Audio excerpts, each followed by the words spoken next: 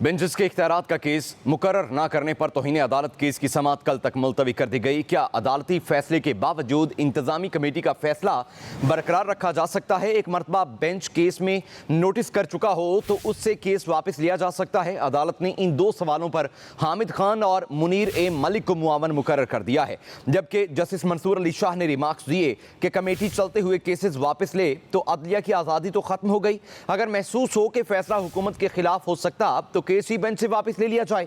कहा आखिर अल्लाह ताला ने भी कोई मंसूबा डिजाइन किया ही होता है। जस्टिस अकील अब्बासी ने कहा हमारे केस सुनने से कम अज कम आईनी तरमीम का मुकदमा तो मुकर्रर हुआ। पहले तो सिर्फ शोर डाला हुआ था लेकिन तरमीम का मुकदमा मुकर्रर नहीं हो रहा था। जस्टिस मंसूर अली शाह ने पूछा प्रैक्टिस एंड प्रोसीजर कमेटी का मुकदमा वापस लेने का इख्तियार कहां से आया? कहा मुझे प्रैक्टिस एंड प्रोसीजर कमेटी इजलास में शिरकत का कहा गया था। कमेटी को बता दिया था जुडिशल हुक्म जारी कर हो चुका, इजलास में आना लाजमी नहीं। एक अदालती हुक्म को इंतजामी सतह पर कैसे खत्म किया जा सकता है? जस्टिस अकील अब्बासी ने कहा एक मुकदमा सुनने से क्यों इतनी परेशानी हो गई कि बेंच से केस ही मुंतकिल कर दिया गया। कहा हमें तो ये भी इल्म नहीं कि मौजूदा बेंच का मुस्तकबिल क्या होगा। कोई तीखा सवाल पूछें तो शायद ये बेंच भी खत्म कर दिया जाए। वसीम मलिक हमारे साथ मौजूद हैं, तमाम तर कार्रवाई उनसे जान लेते हैं। वसीम बताइएगा इसके अलावा क्या क्या बातचीत हुई है?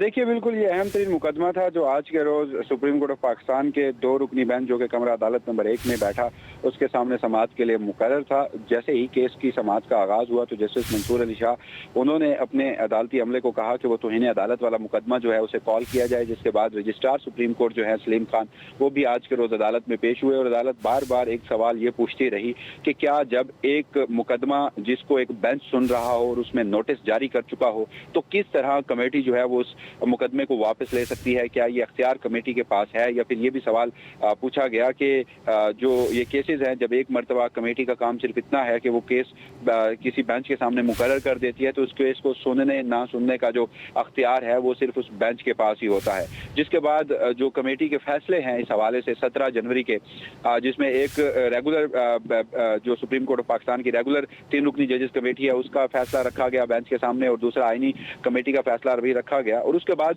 मामला ये आया कि जजेस की जानिब से इजहार बरहमी भी किया गया और जस्टिस अकील अब्बासी की जानिब से ये भी कहा गया कि अब हमें ये भी नहीं पता कि ये बेंच जो है ये भी कब तक कायम रहता है, क्योंकि कल के रोज ये 3 रुकनी बेंच था और आज इसे 2 रुकनी कर दिया गया है। खुदा जाने कल ये बेंच मौजूद भी होगा या नहीं। जिस पर जस्टिस मंसूर अली शाह ने भी कहा कि अगर कमेटी को ये अख्तियार दे दिया जाए तो एक तो ये अदलिया की आज़ादी के खिलाफ है और दूसरा जब कमेटी को ये लगे कि फलां बेंच जो है वो हुकूमत के खिलाफ कोई फैसला जारी कर सकता है तो उससे केस ही वापस ले लिया जाए। जो वकील थे बैरिस्टर सलाहुद्दीन उनकी जानिब से ये रिमार्क्स दिए गए कि जो बेंच है वो फुल कोर्ट आर्डर करे कि 26वीं आईनी तरमीम के मामले पर फुल कोर्ट जो है वो समाअत करे। तो उसके हवाले से मुख्तलिफ अदालती फैसले जो हैं उनका भी हवाला दिया गया माजी का कि ये बेंच जो है फुल कोर्ट के हवाले से भी कोई हुक्मनामा जारी कर सकता है। तो अब ये जो सुप्रीम कोर्ट ऑफ पाकिस्तान में अख्तियार समाअत का मामला है और बेंचेस के अख्तियारात का मामला है वो मुकदमे की समाअत कल तक मुलतवी इन 2 सवालों के साथ की गई है कि क्या जब एक बेंच किसी मुकदमे में नोटिस जारी कर सकता है तो उसके बाद कमेटी वो मुकदमा उस बेंच से वापस ले सकती है या नहीं। और दूसरा सवाल ये पूछा गया है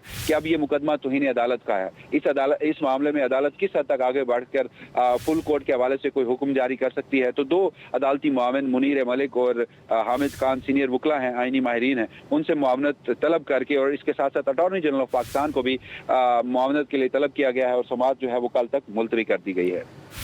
समाअत 2 सवालों पर कल तक के लिए मुलतवी की गई है। वसीम मलिक हमें अपडेट कर रहे थे, आपका शुक्रिया।